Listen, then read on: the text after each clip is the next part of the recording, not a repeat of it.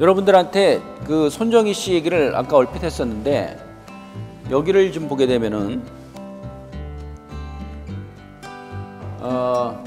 손정희 씨는 이게 인포메이션 커뮤니케이션 테크놀로지, 요즘은 IT라고 그러죠. 그러니까 ICT라고 그러더라고요.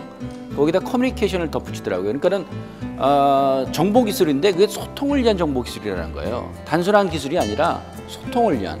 그래서 ICT라는 표현을 쓰는데, ICT 업계 사카모토 료마로 불리는 게 바로 이 손정희인데, 료마가 누구냐면은 메이지 유신의 초석을 놓은 일본 근대 영웅이자 손회장의 롤모델입니다. 자, 이 사람이 16살 때 내 나이 16살 때 한 남자를 만났다. 내 인생의 좌표가 된 인물 사카모토 료마다. 어느 날 과외 선생님이 생소한 작품 한 편을 권해줬다. 시바로 돌아가 쓴 역사서를 료마가 간다 했다. 정신이 번쩍 났다. 소설의 주인공 사카모토 료마는 최하급 무사로 태어났으나 강력한 의지와 비전으로 일본 근대화를 이끈 개혁가이자 탁월한 비즈니스맨이었다. 그 삶에 비춰보니 나 자신이 한심하게 느껴졌다. 차별이니 인종이니 그런 문제를 고민하는 자체가 얼마나 시시한지 깨달았다. 한 번뿐인 인생을 이렇게 대충 흘려보내도 되는 건가? 자, 손정희 씨가 생년이 56년생입니다. 저 사람이 56년생이게 되면은 일본이 60년대 저 사람이 초등학교, 중학교 그때 생활을 했겠죠. 그럴 때 있어가지고 60년대가 일본이 한참 고도성장기였어요. 근데 그때 일본 내 손정희 씨가 제일 교포란 사실은 아시죠? 저 사람이 제일 교포인데요. 그 60년대 일본이 한참 나가고 우리는 아까 얘기했듯이 80달러 국가고 그럴 때 일본 내에 있는 한국인들, 소위 말하는 제일 교포들이 일본 사람으로부터 받는 대우가 어땠을까요? 제대로 어떠한 인간적인 대우 그걸 받고 그랬을까요?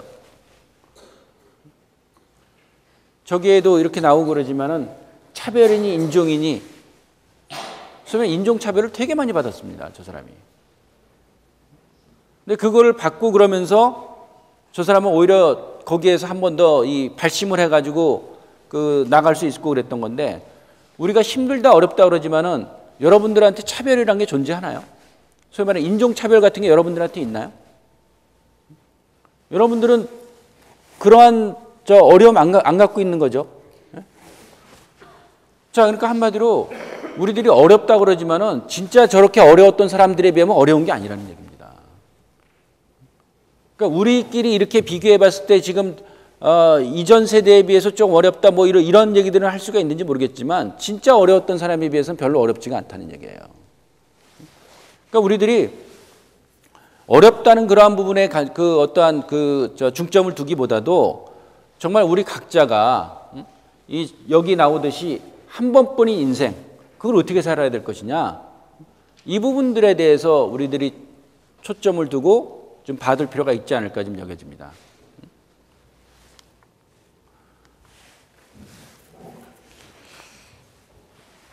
여러분들께 드리고 싶은 얘기 중에 하나가 그겁니다. 우리들이 각자 인생을 살아가는 데 있어가지고요, 굉장히 중요한 것 중에 하나가 뭐냐면 여러분들이 속한 조직과 공동체, 그거의 관계 속에서 여러분들을 위치 설정을 해야 됩니다. 며칠 전에요, 중앙일보에 보안 전문 회사가 있습니다. ADT 캡스라고 있어요. 이렇게 육각형인가요? 아시죠? 거기 한국 지사장이 한 얘기가 있어요. 지금 미국이 못 사는 건 당연하다.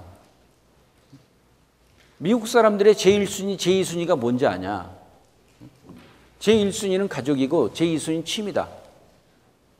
그리고 노동, 일은 제6순위다.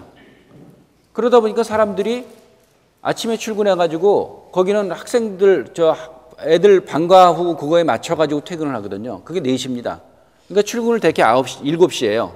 7시에 해가지고 한 4시에 퇴근합니다. 땡치면 나가기 바쁜 사람들이다. 회사의 일이, 직장이란 것이 6순위에 있는 나라 사람들이 어떻게 잘 살 수 있냐? 이 얘기를 그 사람이 했어요. 근데 그에 비해서 자기가 보기에 한국은 잘 살 수밖에 없다. 왜? 많은 사람들이 특히 엘리트 계층이 업무를 무엇보다도 우선시한다. 직장인을 제일 우선시한다. 그리고 많은 사람들이 직장에 충성한다. 그래서 한국은 잘 살 수밖에 없다. 그런 얘기를 하고 그랬는데 여러분들이 자기 개인들의 어떠한 앞으로의 여러분들의 미래 같은 걸 설계를 하시고 그러면서 여러분들과 여러분들이 속한 조직과의 관계에 대해서 늘 그 생각을 많이 해보십시오. 여러분들이 같이 일하게 될 조직의 비전과 여러분들의 비전을 일치시켜 나가야지 여러분들이 거기서 신나서 일을 할 수 있고 그러면서 같이 발전할 수 있지. 조직과 개인을 별개로 생각하게 되면은요 정말 재미없어요. 그런 맥락 속에서 또 여러분들이 알아야 될 그러한 공동체 중에 하나가 뭐가 있냐면요. 하나는 우리 공동체로 봤을 때 할 수 있는 게 하나는 가족이 있죠. 또 하나는 소위 말하는 직장이란 게 있습니다. 그리고 또 하나의 공동체가 뭐가 있냐면 국가란 공동체가 있어요. 근데 여러분들이 생활을 하면서 국가란 공동체는 피부에 안 와닿기 때문에 쉽게 잊을 수가 있어요. 근데 국가란 공동체가 위기에 처하게 되면은 바로 그 위기는 여러분들한테 오게 됩니다. 그리고 거꾸로 오히려 가진 사람들, 그 사람들은 그 위기가 왔을 때도 어느 정도의 면역력이 있어요. 또 내지는 완충 역할을 할 수 있는 게 있어요. 근데 여러분들은 바로 여러분들은 그 피해를 받게 돼 있습니다. 예를 들게 되면은 우리 지난번에 경제 한창 어려울 때 신입사원 연봉 깎았죠. 특히 공기업 같은 데서요. 그 신입사원들은 저항할 힘이 없다 보니까 그쪽 연봉 깎아가지고 그냥 계속 그대로 가고 있잖아요. 그러니까 여러분들이 이해해 두셔야 될 건 뭐냐면은 여러분들의 운명과 국가의 운명이란 거는 굉장히 밀접하게 연계가 되어 있다. 그런데 우리 주변에서는 그 개인과 국가란 부분들, 특히 젊은 사람들과 국가란 개념들을 잘 연계를 안 시켜줘요. 거기서 오는 여러분들이 그걸 이해하지 못했기 때문에 갖게 되는 일종의 불이익이랄까 또 내지는 그걸 알고 있게 되면은 갖고 올 이익이랄까 이런 부분들을 잘 인지를 못하실 부분이 있을 것 같은데 국가의 위기는 곧 여러분들의 위기라는 그러한 생각들을 좀 하실 필요가 있을 것 같습니다. 자, 이제 최근에요. 한국을 둘러싼 우리 한반도를 둘러싼 이렇게 움직임들을 좀 말씀해 드려 볼게요. 이거 올 9월 9일에 나온 겁니다. 러시아가 핵 잠수함, 핵 추진 그런 잠수함을 돌고루키를 동호에 배치했고요. 중국이 바랴크란 항모를 만들었다는 얘기도 이게 진수시켰다는 얘기도 그건 들어보셨죠? 한반도가 여기 있으면은 여기에 이제는 유리 돌고루키라고 핵 잠수함을 여기다 배치했고 중국은 항공모함 바랴크란 걸 이렇게 했습니다. 자, 그랬더니 이제는 어떤 일이 벌어지냐? 일본은 중국 항모에 맞서가지고 헬기 항공모함을 만든대요. 그러니까 중국이 항공 전단을 만드니까 일본은 2차 대전 때 항공모함을 만들었던 나라입니다. 그런데 2차 대전 이후에는 저런 걸 못 만들게 돼 있댔어요. 미국이 동의를 안 해줬어요. 언제 재무장해가지고 다시 또 전쟁을 일으킬지 모르니까. 그런데 이제 중국이 저렇게 나오니까 이전엔 일본도 힘이 할 수는 있었지만 못했는데 이제는 미국에서 허용한 거예요. 항공모함 만들어라. 대신에 전투기는 아니고 헬기. 자, 여튼 이렇게 됐어요. 또 미국은 또 남중국해 우주선 같은 스텔스함이라는 걸 또 만들었고요. 자, 또 어떤 일이 벌어지냐. 이게 다 9월 달에 일어난 일들 아니겠습니까? 러시아의 Tu-95 두 대가 14시간 동안 일본 열도를 훑었대요. 자, 이게 그럼 또 무슨 얘기일까? 자, 보게 되면 러시아군의 장거리 폭격기 Tu-95는 8일 오전 6시쯤 스시마섬 동쪽에서 일본 영공에 접근해서 우리 스시마섬이 이쪽에 있잖아요.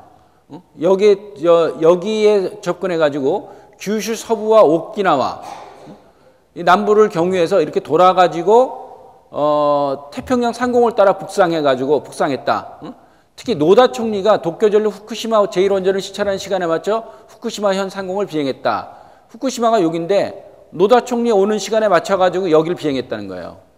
그리고 나서 한 바퀴 쭉 돌고 갔다는 겁니다. 자, 그럼 저 얘기는 뭐예요? 러시아가 일본의 움직임을 다 손바닥 안에 놓고 있다는 얘기죠. 그리고 여차하면은 우리는 다 알고 있기 때문에 움직일 때는 움직일 수 있다. 뭐 그런 일종의 시위라고도 볼 수 있을 거 아니겠습니까? 러시아군 폭격기가 일본 열도 주변 상공을 완전히 일주한 것은 이번이 처음이다. 최근에 이렇게 얘기를 들어봤는데요. 육군은 빼놓고 공군이랑 해군 저렇게 저게 오게 되면은 일본 자위대 당연히 뜨겠죠. 그리고 우리도 저런 것들을 파악을 하면서 우리도 뭔가 긴장 상태에 들어가겠죠. 그래서 이 하늘과 또 이 바다, 잠수함이라든가 이런 것들이 오고 가면서요. 거기에서는 항상 냉전 같은 열전 같은 냉전이 벌어지고 있다랍니다. 그러니까는 직접적인 총알의 교환은 없지만은 항상 긴장 상태에서 대치 상태에 있다는 거예요. 얘기를 들어봤는데 이런 얘기를 하더라고요. 일본 자위대가 하는 것 중에 하나가 뭐가 있냐면은 중국 잠수함이 일본 그 영해 쪽으로 이렇게 접근할 때가 있다는 거예요. 그럼 어떤 때는 그걸 그냥 놔준대요. 그거를 알고 있는 티를 내게 되면 자신들의 어떤 그러니까 적군에 대한 움직임들을 감시하는 상태가 노출될 수 있기 때문에 어떤 때는 그걸 냅둔답니다. 그런데 어떤 때는요, 일종의 그 기뢰 같은 거 있잖아요. 그 잠수함을 이렇게 터뜨리게 하는 하는 기뢰, 그거는 못 쓰고 소음 기뢰를 쓴대요. 소리가 막 그게 증폭되는 거. 그럼 그걸 하게 되면 어떻게 되냐면은 중국의 잠수함에 타 있는 무전병 있지 않습니까? 그 사람이 헤드폰을 끼고 계속 음파 탐지 같은 거 하고 있을 거 아니에요. 그럼 갑자기 소리가 팍 나가게 되면서 고막이 터져버린대요. 그거는 뭐냐면은 너희들 움직임 다 알고 있으니까는 함부로 경고방동하지 말라는 경고라는 겁니다. 그러니까는 지금 우리나라 주변에는요, 이런 우리들이 굉장히 평화라고 생각할 수 있는 그런 상황인, 우리는 평화라고 생각할 수 있겠지만은 주변에는 저런 일들이 굉장히 많이 벌어지고 있는 거예요.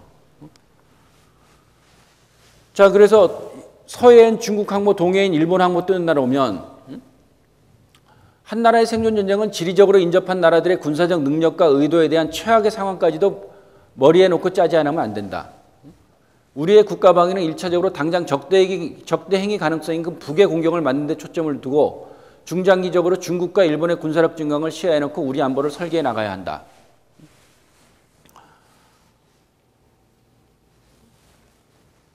한마디로 우리 주변 정세가 심상치가 않다는 얘기입니다. 여러분들께 지금 왜 국가에 대해서 계속 말씀드리냐면요. 국가가 위기에 빠지게 되면은 여러분들이 하고자 하는 사업이라든가 또 여러분들이 가고자 하는 직장이라든가 또 여러분들의 가족이라든가 이런 곳의 안전이 다 위협받습니다. 그렇기 때문에 국가가 안정이 돼줘야지 여러분들이 하고자 하는 사업이 안정이 되고 또 여러분들의 조직이 안정이 되고 가족이 안정이 되고 여러분들이 원하는 계획을 별 지장 없이 해나갈 수가 있습니다. 그렇기 때문에 국가의 안정이 여러분들한테서 굉장히 중요한 이슈 중에 하나다. 근데 이거는 알고 있으면서 대처를 해나가야지 모르고 있고 그냥 남의 일처럼 생각하게 되면은 언제 닥칠지 모른다는 거예요. 자, 우리나라가 침략을 한 900번 받았다 그러죠. 한번 우리 좀 생각을 해볼까요? 때리는 게 쉬울까요? 맞는 게 쉬울까요? 어느 게 쉬울까요? 때리는 거랑 맞는 거랑. 때리는 거요? 때리는 게 더 쉬울까요? 우리 때리려고 그럴 때는 준비가 필요합니까? 필요하지 않습니까?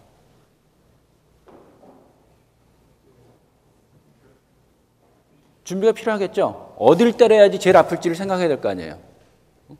맞을 때는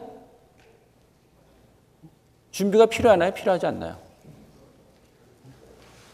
미리 알면은, 그러니까는 미리 그쪽이 날 때릴 거라는 거 알면은 대세를 하기 위해서 준비를 하겠죠. 근데 때리는 건 되게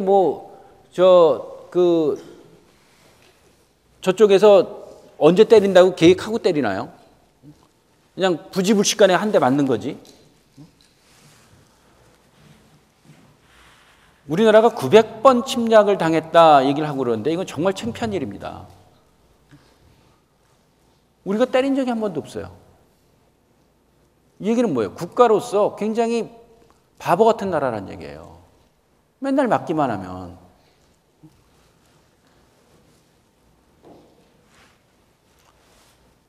여러분들이 그 사업을 하는 데 있어가지고 굉장히 본받아야 될 사람들이 있는데 그 중에서 지금 3명 정도만 들어볼게요. 박태준이라는 사람 혹시 아십니까? 포항제철 만든 사람. 박태준이라고 이름 기억 들어본 적 있어요? 없어요? 박태준? 이 양반이 포항제철 만든 사람이에요. 이 정말 대단한 사람입니다. 이분 이름 세계 최고의 철강인 박태준이라는 사람 책을 한번 보세요. 그 양반이 있기 때문에 우리가 이런 마이크니 뭐니 자동차니 조선이 우리나라가 세계 최고의 제조업 경쟁력을 가져갈 수가 있어요. 포항제철이 있기 때문에. 그래서 그 사람은 꼭 아셔야 돼요. 근데 그분이 한 말이 뭐가 있냐면요. 짧은 인생 영원 조국입니다. 이분은 한국에서 태어나가지고 일본 일제 때 일본에 가가지고 거기서 고등학교 대학 2학년 때까지 마치고 해방이 되면서 한국으로 옵니다. 그래서 다시 백수 생활을 하다가 군에 들어가가지고 군 육사 8기인가 그래요. 그랬다가 나중에 박 대통령에 의해 가지고 41살 때 포항제철 사장이 됩니다. 근데 포항제철 그때 그 당시의 모습, 지금의 모습은 그야말로 굉장히 큰 세계적인 대기업인데 지금의 그때의 모습은 어땠냐면요. 그냥 지도 한 장 펼쳐놓고 여기다 짓겠다는 거였어요. 황량한 벌판에다가. 그 작업을 했던 사람인데 이 사람의 평소 구호가 뭐였냐면요. 말씀드렸지만 짧은 인생 영원 조국이에요. 내 한 몸 다 바쳐가지고 이 나라의 철강 산업의 기틀이 만들어지고 그를 통해서 우리나라가 강해지는 거 그게 본인의 염원이다. 그 자세로 그 사람은 일을 했습니다. 여러분들 이병철이란 분은 아시죠? 네. 그분이 내세운 제1의 모토 중에 하나가 뭔지 아세요? 사업보국이란 말이 있습니다. 사업으로 나라에 보답하겠다는 거예요. 이 사람 나라 얘기했죠? 자, 또 여러분들 현대를 세운 정주영이라는 분 알고 계시죠? 그분의 또 얘기 중에 하나가 뭐가 있냐면요. 우리가 잘 되는 길이 나라가 잘 되는 길이고 나라가 잘 되는 길이 우리가 잘 되는 길이다. 우리랑 나라를 일치시켜버렸어요. 한마디로 세 사람이 다 국가란 거를 굉장히 중요한 사업에 있어서의 동기로 생각을 했습니다. 왜 그랬을까요? 이 사람들은 한마디로 국가란 것이 없었을 때 사업이 얼마나 위기에 처했는가를 겪어봤기 때문에 국가의 안정이 중요하다는 얘기를 하고 있는 겁니다. 자, 어떤 경우가 있었냐? 자, 이병철이라는 사람은 1930년대에 사업을 시작합니다. 그랬다가 6.25 때, 그러니까 식민지에서 이렇게 해방된 거는 뭐 그건 둘째 치고, 그때도 이 사람이 사업을 하게 되면서 그 계기 중에 하나가 뭐였냐면요. 소위 말하는 관부 연락선이라고 그랬는데, 그러니까 일본의 시모노세키랑 부산, 그게 그쪽을 왔다 갔다 하는 배가 있었는데, 이때 조선 사람이라고 이 사람이 1등석을 끊었음에도 불구하고 조선 사람이라고 차별을 받았댔어요. 그러니까 한마디로 국가가 없다 보니까 차별을 받은 그 서러움을 알고 있었고요. 그 다음에 또 하나 뭐냐면 전쟁, 6.25가 일어나게 되면서 나라가 흔들리니까 기업이 흔들리는 걸 알고 있었어요. 그걸 겪었어요. 그건 정주영 씨도 똑같이 겪었어요. 그러면서 국가가 안정돼야지 사업이 제대로 갈 수가 있다. 이런 것들을 알고 있었기 때문에 이 사람들은 본인들의 사업을 하는 큰 동기 중에 하나가 국가의 안정이었어요. 국가가 제대로 돼야지 내 사업을 제대로 할 수 있다. 그리고 국가란 부분들, 그러한 그 가족 공동체를 넘어서 가지고 국가 공동체를 여러분들이 생각해 나갈 때 소위 말하는 그것이 애국심이라고 표현할 수 있을 것 같은데, 그런 걸 갖고 여러분들의 사업에서 이것이 국가의 발전에 도움이 되나 안 되나 그런 걸 한번 생각을 해보세요. 그런 걸 갖고 있게 되면요, 여러분들이 거기에서 굉장히 큰 에너지를 가져갈 수 있습니다. 그렇게 되고 거기에서 굉장히 큰 동기부여가 돼가지고 어지간한 거에서 안 흔들릴 수가 있어요. 근데 그러기 위해서는 과거의 역사도 알아야 되고 현재의 흐름도 알아야 되고 그런 가운데서 미래 앞으로는 우리나라 주변에 우리나라에 어떤 일이 벌어질 것이다. 미래에 대한 전망도 알고 있어야 돼요. 그렇게 되게 되면은 국가의 흐름, 국가의 어떤 흐름, 장래와 여러분들의 장래가 일치가 되게 되면서 여러분들한테 훨씬 더 많은 기회가 주어집니다. 그러니까 정주영이라든가 이병철이라든가 또 저 박태준이라든가 이런 사람들은요, 항상 자기네들이 활동을 할 때 있어서 이 국가란 걸 생각을 했던 사람들이에요. 그래서 여러분들한테 국가란 것이 장식물이 아니라 여러분들이 앞으로 살아갈 때 있어가지고 국가란 것이 여러분들한테 굉장히 지금도 많은 기회를 주고 있고 또 앞으로 더 많은 기회를 줄 것입니다. 그렇기 때문에 국가의 운명은 어떻게 전개될 것인가 생각을 하시면서 사업 아이템을 찾으십시오. 그러면 거기에는 실패 확률이 적습니다.